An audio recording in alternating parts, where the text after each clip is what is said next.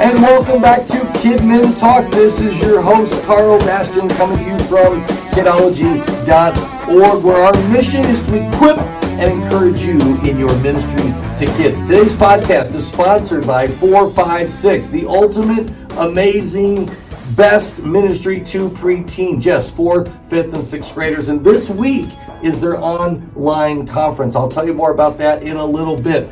Welcome to the brand new Kidology podcast studio. If you're watching the video, the Kidology cam, you get a little glimpse at it. In fact, I'm going to turn and show you the whole room here. But no, this is not just a Kidology podcast studio. This is the podcast studio at my church. So I finally decided to quit driving the Pinto and just go use the Ferrari that's parked here at my church and take the quality of Kidmin Talk up a notch. Today we're going to be talking about the best of both worlds. I'm going to be sharing what I have learned from 6 months as a youth pastor. That's right. For the last 6 months, I stepped up, did youth on top of kids, enjoyed it very much. I'll be sharing the best youth ministry strategy ever developed, not by me, but you got to listen to that. So wherever you are, whatever you're doing, sit back, relax, and get ready because it is time for Kidmin Talk. Hey, and I actually timed that pretty good. I always try to time the intro right there to the music. Yes, last fall, our youth pastor stepped up to become our lead pastor. He'd been a lead pastor in the past, a church planner, very talented guy, but the Lord had sensed him, or he had sensed the Lord leading him to our church. He came on board as an associate youth pastor, rocked it, did a great job. But when our lead pastor took off, he eventually, after a thorough process and everything, was invited to step up as the lead pastor and has been enthusiastically embraced by the body here. But that left a cavity in youth ministry, and Pastor Caleb actually didn't want to ask me to step up. He was really cool because he knew that kids was rocking and kids was going great, and he didn't want to mess with that. But I noticed he was still doing youth and now leading the whole church. So I went to him and said, "Hey, Caleb, you want me to do it?" He's like, "Oh, I've been hoping you'd ask." So I've had a great time, but we have just hired a new youth pastor. He just started about a month ago, and we've been overlapping and transitioning. And as of tonight, I was officially out. I'm kind of sad about it, but I'm really excited about the future of our youth ministry as we now have a full-time youth pastor, Pastor Forrest, who will be focused on those kids and be able to do so much more than I could do doing youth on top of my load. And I mentioned in the intro, I'm now in this awesome new podcast studio. You know, our former lead pastor, Gene Roncone, he's like my podcast hero. He's like the ultimate podcaster, always doing interviews, traveling around the country, and he has stepped up now into a denominational role where he's equipping, encouraging pastors all over the Utah and the Colorado district of our denomination. And I just want to give a shout out to Gene Roncone. In fact, if you love leadership podcast, you got to go to generoncone.org. Gene, you have to spell that, Gene, his last name Roncone, RONCONE.org. And there you can see him, a picture of him in the studio, and you can click around and find the various podcasts that he does, or you can even just Google Gene Roncone podcast and you'll get a ton of results because he's awesome. So he had developed this incredible podcast studio where we can do phone calls and multiple people, but I can take the quality up, and so I'm excited to be using this podcast. And really briefly, I want to mention the 456 Preteen Online Conference that is coming up this week on Thursday and Friday. If you have a preteen ministry, or you don't have that yet, but you wish you did, but you ministered to preteens, you need to be a part of this event. It is amazing. Day 1 is the basics. Day 2 is next steps. You can go to one or the other, but there are so many amazing speakers Patrick Snow is going to be there. Sean Sweet, of course, he's the founder of the ministry. A whole bunch of great people you've heard of, like Jim Wyman and Ryan Frey, and a whole bunch. And then there's even more workshop leaders, and I'll be doing a workshop on bridging the gap between kids ministry and youth ministry, and that'll be on Thursday. And so I would jump on there, invest in 456, invest in yourself, invest in your ministry, and be a part of this online conference. It's really cool. It actually is kind of like a real conference. There's like a lobby and there's doors you can walk in. Just like at a real conference, if you don't like the workshop or it's not meeting your need, you can leave and you can go into another door and you can join another podcast just that quickly. So it's pretty crazy the way it's set up. There's a resource directory. There's a resource room. You go in there kind of like at a conference, but you can do it all in your pajamas from your bed at home. So go to 456. That's all spelled out, 456.org. Look under training for their online conference and make sure you are a part of that if you minister to preteens. Well, if you are listening to this podcast because you saw the promo about what I learned as a youth pastor for 6 months, I'm really excited to share with you. But I've got to kind of fly back in time to when I was a youth. This was not my first time in charge of youth ministry or first time in leadership in youth ministry, but I haven't done it for a long time because I've been so blessed to be able to focus exclusively on kids. And I know many of you have those dual roles where you are over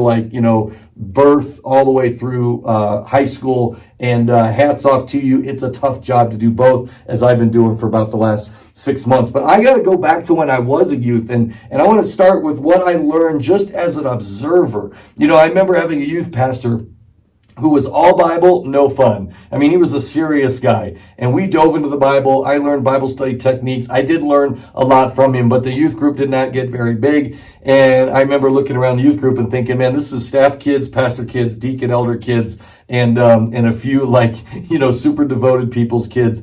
It really was the core kids that were already saved, that were solid, but it wasn't very evangelistic. And eventually he moved out of ministry, and I was too young to know whether he was let go or quit or whatever. I didn't care about that stuff. I was a youth. But then we got a new youth pastor, and oh man, he was cool. And he was fun. I still remember he was a bodybuilder and he had a weight set in his office, and he would let teens sit on the pole and he would bench press them because he was just so buff. And we had so much fun. We did these scavenger hunts and everything. But I'd have to say, in contrast to my all Bible, no fun guy, he was kind of all fun, no Bible. And I'm sure there was a devotional thought, or we opened in prayer or whatever, but it was mostly fun. And the youth group grew. It grew huge. But when he eventually moved on, it immediately went back to that small group of faithful core because, they were the real youth group. They were the core. Once the fun was gone, everybody else scattered. Then my dad received a call to a new ministry. We drove across the country, and I was kind of hesitantly excited about what my new youth experience would be. And that's when my youth pastor was Dan Goody. Now, I'm going to send Dan a link to this because he's still in ministry. He eventually also stepped up to being the lead pastor of that church. And I believe he's still there. Last time I checked, he has been the lead pastor there for many, many decades. But under Dan Goody, we had this great balance of fun and Bible. And we did some really incredible things. We themed our youth group, came with a new name. We ended up calling it Life, Come to Life, and it stood for Love is for Everyone. In fact, when we introduced our new name, we actually had a funeral parlor, and we kind of buried the old youth group. Ironically, we really buried it well because I don't remember what it was called. And people came up and they shared stories, and we put pictures in the casket, and it was kind of funny. It was fun, but it was somber. But it was putting to rest our old ministry and then launching, our youth group came to life, right? And I did the youth group newsletter. We called it Life Illustrated, and it was so much fun. But one of the things Dan did is he developed a leadership team. And I was on that leadership team. And I had the privilege of kind of seeing behind the scenes of running a youth ministry. And he included us in the planning and explain the structure and the purpose. And at the end of this podcast, because I want to make sure you listen through, I'm going to reveal to you the youth group strategy that I learned from Dan Goody. It was originally, back in the day, something that he got from Sun Life Ministries, which was doing ministries the way the Sun did. Sun Life Ministry still exists, but it's completely shifted in its focus and purpose. It's focused on discipleship now, which is totally awesome, but it's no longer a youth strategy, ministry, and I've not been able to find this old Sun Life youth ministry strategy anywhere online, not even on Sun Life's website. And I have tweaked it and modified it over the years, so I don't even know how much of it is originally Sun Life would even recognize, but I do want to acknowledge that they were the core source of this strategy, and it will transform your ministry. It will give focus to your planning, focus and purpose to every event. It will actually relieve you from feeling like you have to do this and that at different events, and I'm going to share that with you last at the end of the podcast. So what I want to do is I want to focus on what are the things that I learned as being a pastor of the youth for 6 months. And some of these things weren't like, aha, eureka, new insights, but they're things that I just enjoyed, that were fresh for me. And I got to say, I was nervous to step back into that youth role because I've been in kids ministry for so long. Youth have obviously changed. The issues they face are different. The world in which they're growing up in is different. And so I thought, I'm really a kid guy. They see me riding my unicycle around and they see me in my silly kids' church costumes. And are they even going to take me seriously? Do I have to become a really serious guy? Can I still just be fun? And I decided, I'm just going to be myself. I'm probably not going to do a puppet show for the youth, but I'm going to just stay true to who I am and what I enjoy. And God really honored that, and it went well. So the first thing I'm going to say is that youth ministry is fun. It's really the best of both worlds because you can still have so much fun. I mean, we were talking about James, and where James says, do not be hearers of the word only, but be doers. Anyone that listens to the word, but does not do what it says, it's like a man that looks at his face in the mirror and immediately goes away and immediately forgets what he looks like, right? So we did a messy hair night, and I went to the dollar store and I got every hair thing I could find, from creams to combs, and we had kids up there, and it was a messy hair contest. And I thought, man, I might get no takers, but we had so much fun. These kids were putting gel and goop and making themselves look ridiculous. And then we talked about that's how we look spiritually when God shows us in the mirror what's out of place, but we don't make the changes. When we talked about a series I did called Alien Youth, and our youth group name is DV8. That's the letters D, V, and the number 8, but it stands for deviate, because we want our youth to deviate from the culture and to take that narrow road, not the broad road that leads to destruction. So when I started out, I thought, I want to kind of focus on that theme and why our youth group's called Deviate. So we did an Alien Youth series, and we talked about, being in the world, not of the world, and it was a great series. But to introduce it one night, I actually brought a ton of tinfoil and had the kids make tinfoil conspiracy hats. And the funny thing was, they all eventually, after we took pictures and stuff, took them off, and I forgot that I had mine on. I was sweating like crazy the entire talk. Sweat's like poured down my face. And here I got into like a serious message, but the whole time I'm wearing this tinfoil hat. And so it wasn't until we were done and walking around and I went to scratch my head or something, went, oh, I can't believe I'm still wearing this tinfoil hat. I had this on the whole time, and so they had some chuckles at my expense. But youth ministry is fun, and it's okay to have fun. In fact, you need to have fun. But what I loved about it, number 2, is that you can go deeper. Our youth ministry is on the opposite end of the building, and I often said to the kids, I love teaching you because I can go deeper with you than I can at the other end of the building. Kids ministry, you're laying a foundation. You're getting kids excited about the Bible. You're teaching them the basics of the Bible. Of course, you're teaching them application and you're sharing the gospel. But as kids get into those teenage years, their faith begins to transition from being the faith of their parents and starts to become their own faith. And so they naturally can start to ask questions and, yes, even have doubts. And so we did an apologetics series, and we tried to do things where we could really get deep into things. And I love some pretty off the deep end philosophical things about the nature of the world. And I'm not even going to rabbit trail on the podcast here. But in some Q&A times, when I kind of went those places, I was so encouraged how much the youth loved it. They loved thinking deeply. They loved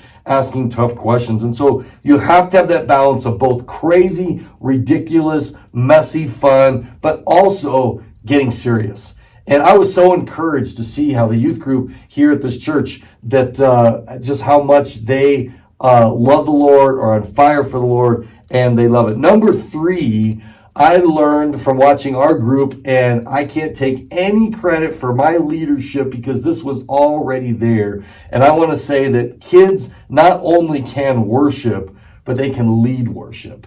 And they can lead worship well. I just got out of the way. I am not a musician. I'm comfortable on stage speaking or entertaining, but leading worship, I am completely out of my wheelhouse. In fact, I had to find an adult leader who would kind of step in and fill that role of worship band rehearsals and what songs they're going to sing and all that, because that was just not something that it would have gone downhill if I had been in charge of it. And we would have been singing, kids songs, if you're happy and clap your hands. And I don't think the teenagers want to do that. So, but they can lead worship. And so they led worship. They played instruments. They rehearsed. They take it so seriously. And that was just such an encouragement to me to see that worship isn't something that is in kids ministry. We're trying to compel them to worship. We're trying to model it. And yes, kids can worship, and they probably can even lead in worship, but not at the level and the depth that the youth can. And so give them that opportunity and unleash them and give some authority to them to lead in worship. Now, here's a funny one. I learned that social media is how kids connect. And one of the funniest things I learned is I got the access to our Facebook page, and I thought, okay, I'm going to use this DVA Youth Group Facebook page to communicate. The kids, like, Facebook's for old people. And it's funny because it started as a youth, website, college website, and now all old people use it. That's how you think of it. So putting things on Facebook, like if we had to cancel because of snow or event announcements, that was for communicating with the parents, all right? The kids never looked at that. In fact, if you've noticed, if you follow me, and I've been more active on Instagram, I had an Instagram account because I wanted to snag my name years ago. I was more Facebook focused and Twitter, and I've made a complete shift to Instagram because that was how I could communicate with the young people. And that's what they love. And so every week I tried to capture pictures of the games. I'm finally getting into the stories and figuring that out. It goes against my nature because I like to invest in things with longevity. So putting something that's going to be gone in 24 hours to me feels like a waste of time or a waste of effort. And yet I'm learning that people live in the now, and that's a good thing, right? And so that's so powerful with the youth. And so I started making highlight videos and pushing them out to social media and just trying to capture pictures, not only of the fun and the games and the messy hair and the tinfoil hats and the alien games that we played, but also just pictures of the kids worshiping, pictures of the small group leaders or of a leader teaching or a panel discussion that we did. And so that was so powerful. But I learned you got to utilize social media if you're going to be in youth ministry. The next thing I learned, to be a little more serious, is they have real struggles. In our small group times, as kids would share the struggles that they are facing at school and in the home and in their own personal lives, it's some tough stuff. And kids are facing some real struggles. And it meant so much to me when kids would open up to me or pull me aside. Recently, one young person, literally in tears, as she described just her doubts and her struggles and what's going on in her life. And so I prayed with her and I connected her to one of our female leaders to be able to go a little further in encouraging her and pouring into her. But these kids have real struggles. I remember years ago when I got one of my first opportunities to preach. I prepared for weeks. I went up there and I preached a sermon. It was full of Bible references and cross references and jokes and quotes and stories. And when it was all done, I thought I'd done a bang up job. And so I kind of went to my boss to say, hey, give me some feedback, how the sermon go. And it was so funny because he said, oh, Karl, that's got to be the best sermon I've ever heard. You had Bible references and cross references and quotes from all over the Bible. And you had famous people quotes and you had poignant stories and perfect timed humor. And I'm thinking, oh, I did a really good job. And then he kind of ended by saying, but Karl, it was like drinking from a fire hose. And he said, people don't need all of the living water in one sermon. They just need enough to get them through next week.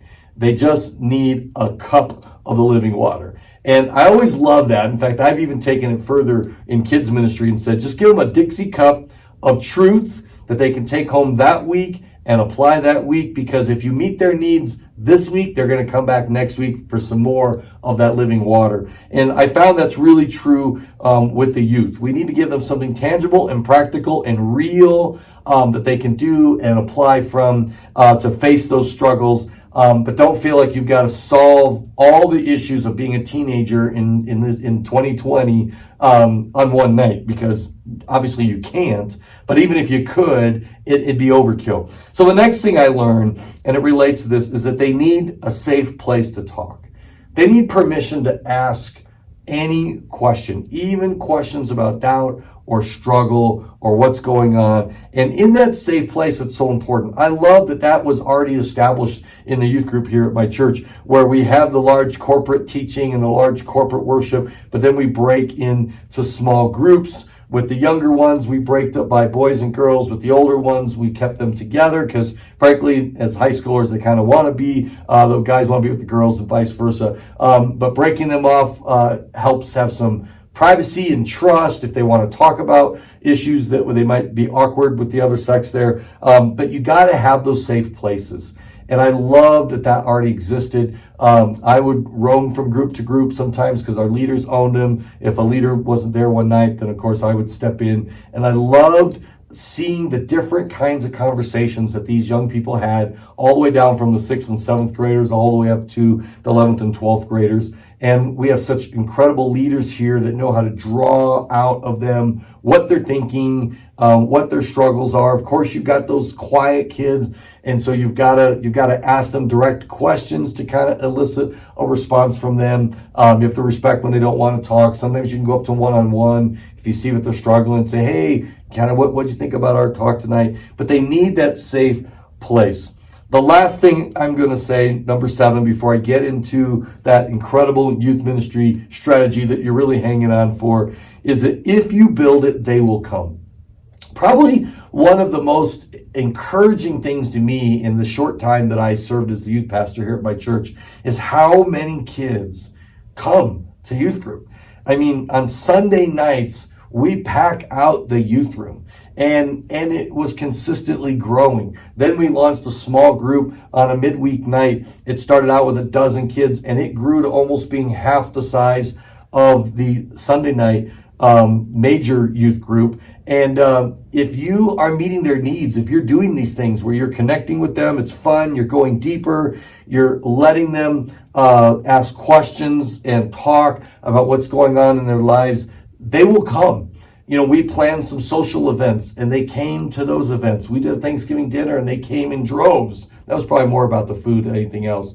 But if you build a solid, quality ministry, the kids will come. And yes, our kids today are busy. They're in sports, they're in music, they're in theater. They've got overwhelming schoolwork responsibilities. Often they said, "I've got a major test tomorrow, and I don't feel ready. And can you pray for me?" And I'm thinking, and you came to youth group?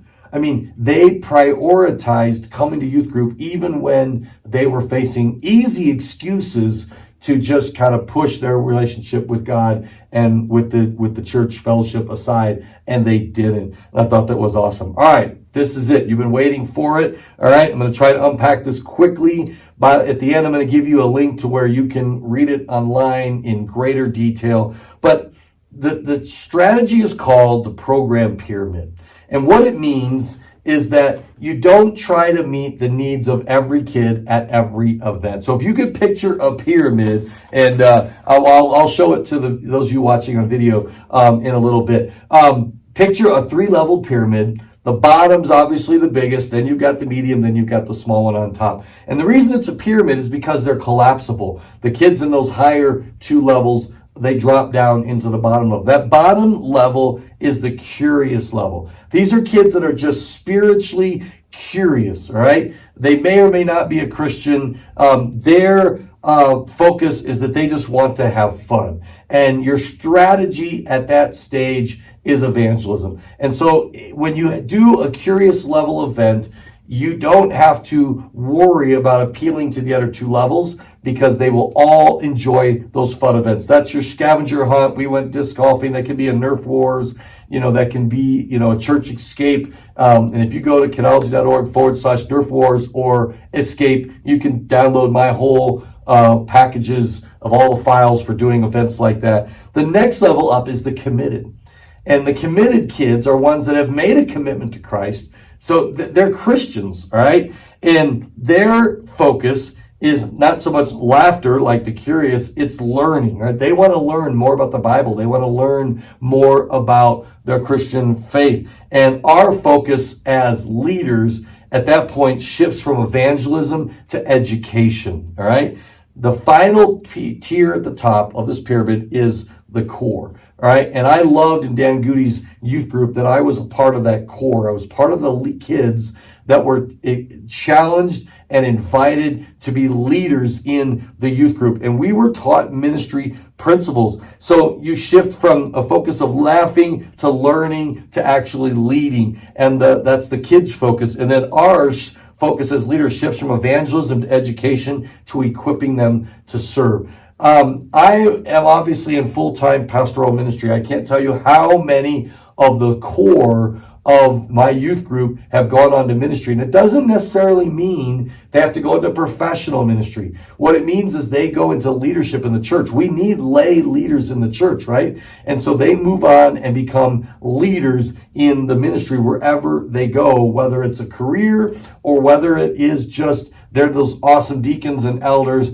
and Sunday school leaders and small group leaders because they've been trained. So I'm going to show my little hand-drawn picture here to the screen. And there you can see, does it reverse the image? The curious, the committed, the core, where the kids' focus is laughing, then learning, then leading. And our focus as leaders is evangelism, then education, and then equipping. And of course, I love alliteration. I love the laughing, learning, leading. I love the evangelism, education, equipping, and I love the curious, committed, and core. But what this means is when you plan youth events, you ask yourself, which group are we targeting?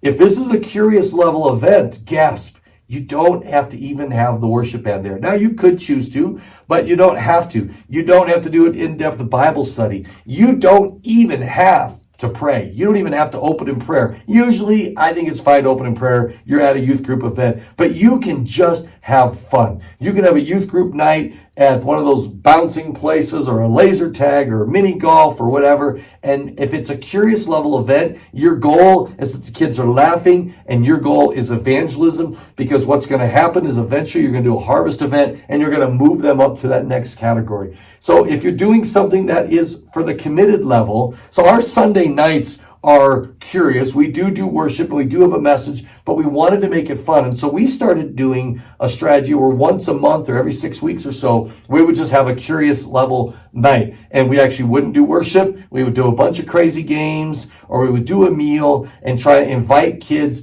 And those are the nights we want them to bring their friends, because they're going to come to church. They're not going to be wigged out by all the spiritual stuff. And they're going to see that church is cool. The leaders are fun. The other teenagers look just like them and talk just like them and facing all the same things they are. And then they're going to want to come back. That committed level, you don't even have to worry about that fun factor. Our midweek Bible study, they were using right now media and doing video Bible studies, getting into the Word of God. Just starting out with a prayer time, what's going on in your life, thumbs up, thumbs down, sharing. They call it happies and crappies in some of the groups. And then just diving into a study, and at the end of the study, talking about it, and then leaving. No crazy, messy game, no worship band, because it is that committed group. And they want to learn, and you want to educate them. And then the goal is to eventually build a core, to build a youth ministry leadership team. That did not happen here because I was a transition pastor. If I were a full-time youth pastor, then I would be developing our curious to grow our numbers. I'd be establishing the committed to make sure they're learning and being rooted. We're making disciples, all with the goal of eventually creating a core leadership team. And they would be brought into the inside. They would be a part of planning out, what are we going to teach? What are the needs that kids are facing? Training them to do ministry, teaching them how to engage in conversation. I remember teaching leadership teams in the past, my little find out where someone's from, go through their family, their recreation, their occupation, and try to find out what motivates them in life.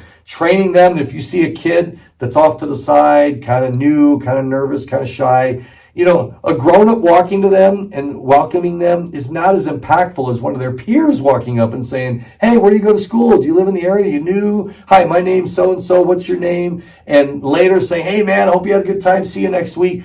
If a youth leader does that, and I mean a youth leader, not a youth leader, the adults that are youth leaders, I mean a youth, an actual youth that is a leader, invites a kid, invites them to come back, it has a tremendous impact. And they pray for the group, they plan the outreaches. What better way to know what youth will come to than having a core team where you say, hey, I got this great idea. You might pitch it and they all might look at you like, Pastor Karl, maybe that was cool in the 80s.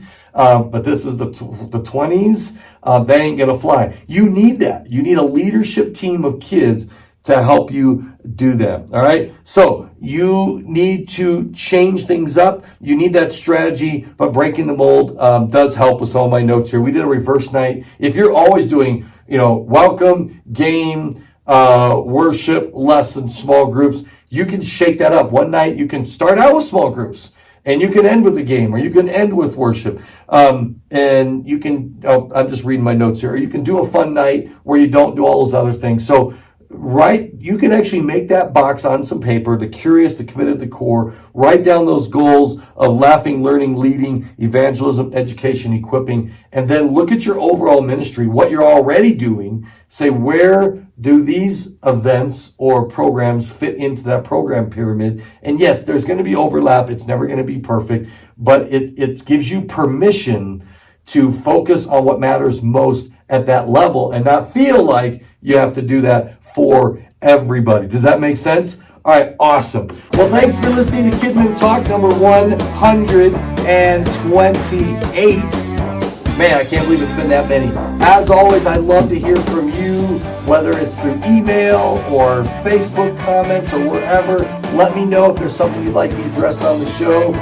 Check out the 456 conference. And until next time, thanks for joining me here on Kidmin Talk.